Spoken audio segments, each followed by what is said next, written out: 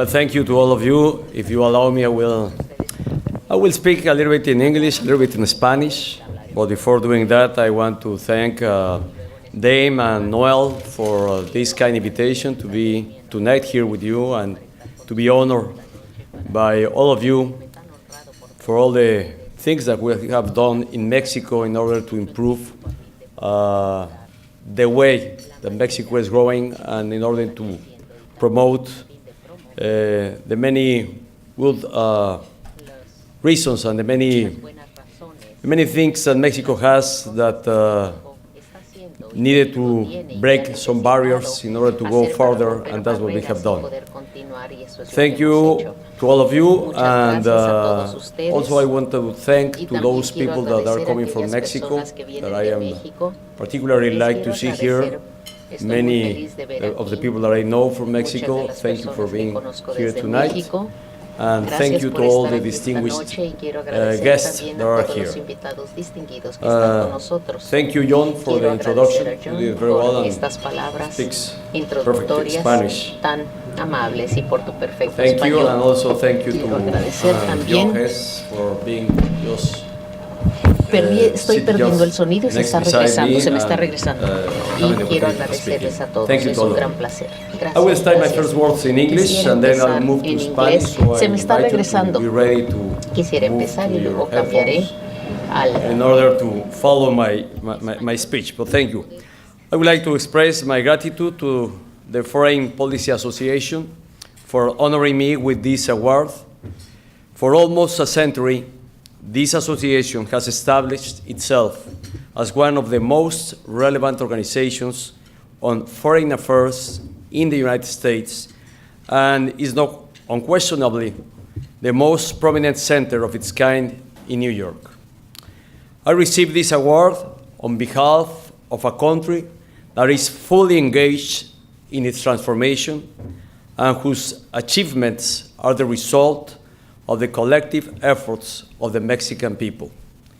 If you allow me, I will now switch to Spanish to give you the main speech, and I hope you can follow me by the translation.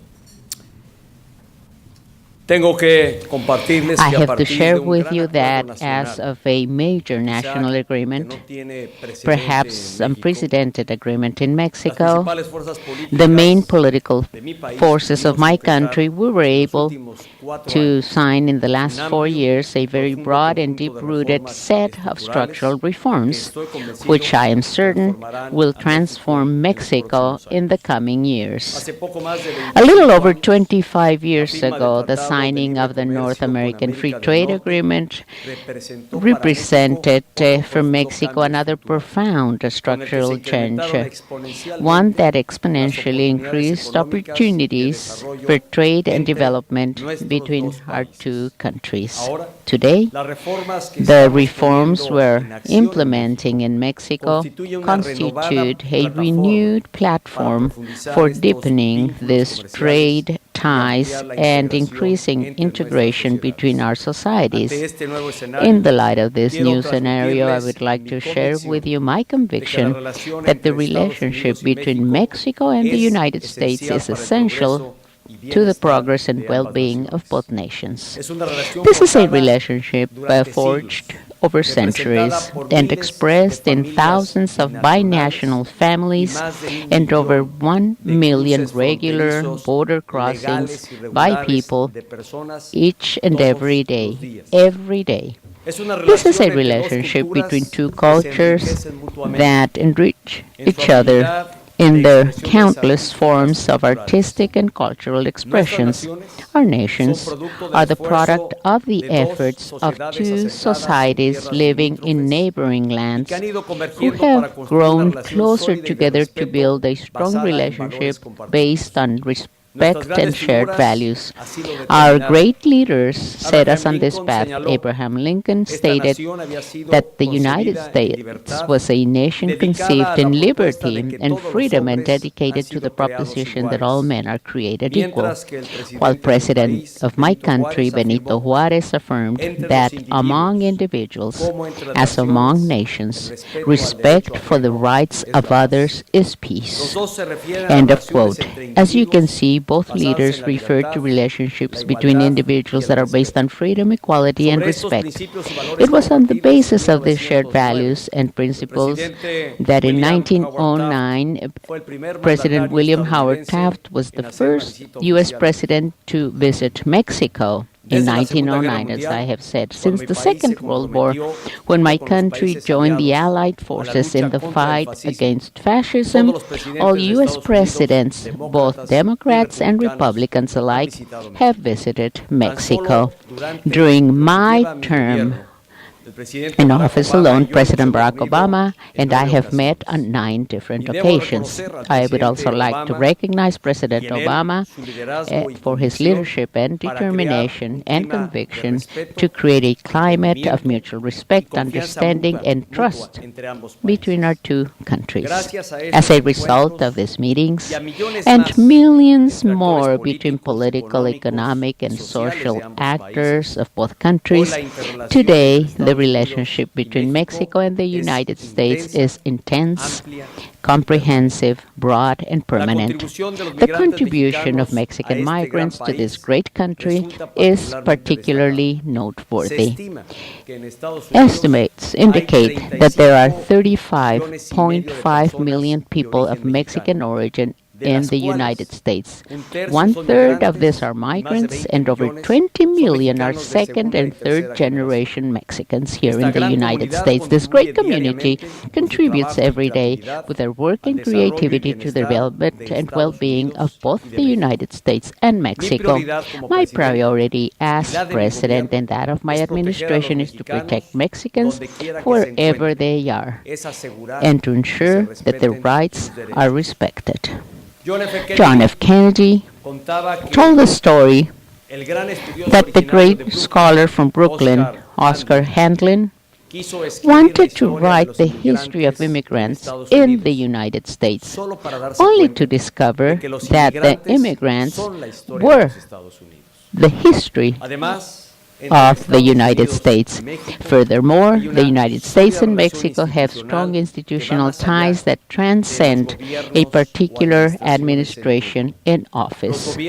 The governments of both countries have constructed mechanisms of cooperation and integration that have been consolidated and enhanced over decades.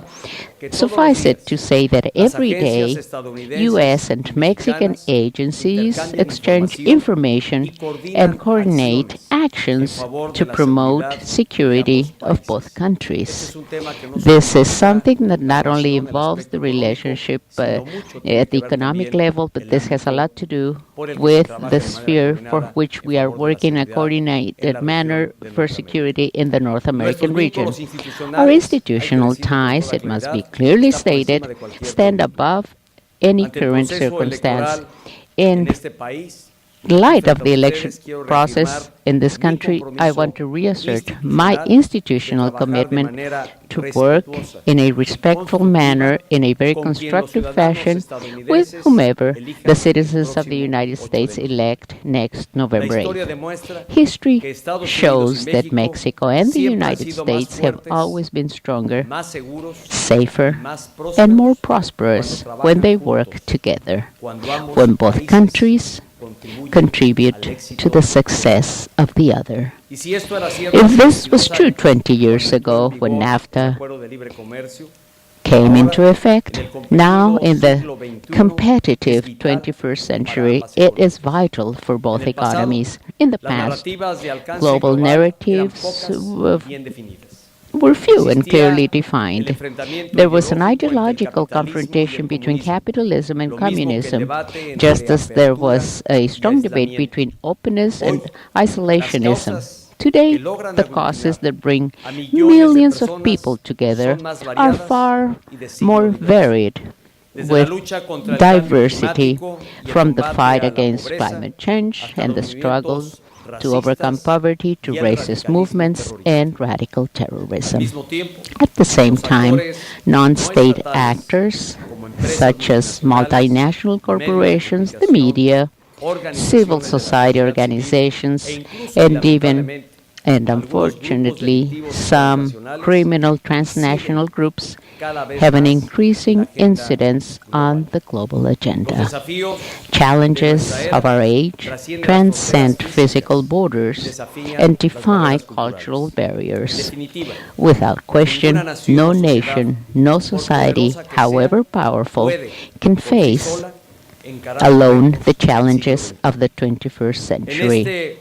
In this context, for the United States to maintain and increase its role as a dominant global actor, and for it to continue to grow and create jobs internally, integration and cooperation with Mexico are a first-order necessity. This has to be seen very objectively. Our bilateral economic exchanges have created jobs and opportunities on both sides of the border. According to different estimates, approximately 6 million U.S. jobs depend directly on the trade relationship with Mexico, out of which 400,000 are located in New York State. This shouldn't come as a surprise, since Mexico is the second largest destination for U.S. exports. We buy from the United States more than Germany, Spain, France, Italy, Japan, and the United Kingdom combined. Moreover, after Brexit, we will be buying more from the United States than the entire European Union. As for Mexico, the United States is our principal trading partner and the primary source of foreign investment. Mexico and the world. Just last year, trade between our countries was worth over $530 billion, 6.5 times the trade we had before NAFTA's entry into effect. This means, ladies and gentlemen, that an average day, Mexico and the United States trade more than $1.4 billion in goods, and this is over $1 million every minute. But the most important thing is that together we're creating a new paradigm. We not only trade together, but we also produce together through increasingly integrated and robust regional value chains. On average, exports from Mexico to the United States contain about 40% U.S. content. That is to say, 40 cents of every dollar that a U.S. consumer spends on Mexican products directly supports U.S. producers and workers. Mexico is today the 15th largest economy in the world, and according to some projections, Mexico will rise to occupy one of the top positions toward the middle of this century. We are one of the few countries in the world which in 80 years has enjoyed political stability with an orderly transition of the head of the executive branch every 6 years. We are a country firmly committed with democracy, macroeconomic stability, a market economy, and free trade.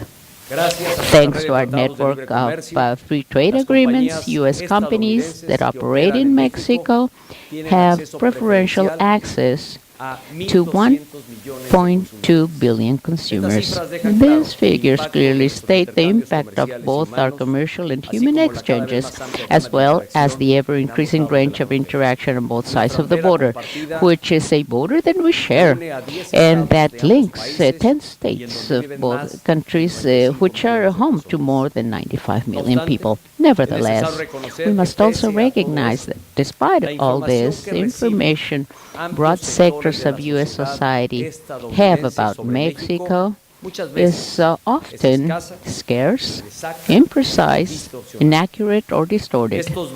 This information voids and gaps have sadly been filled with myths, imprecisions, and prejudices that create fertile ground for intolerance and discrimination.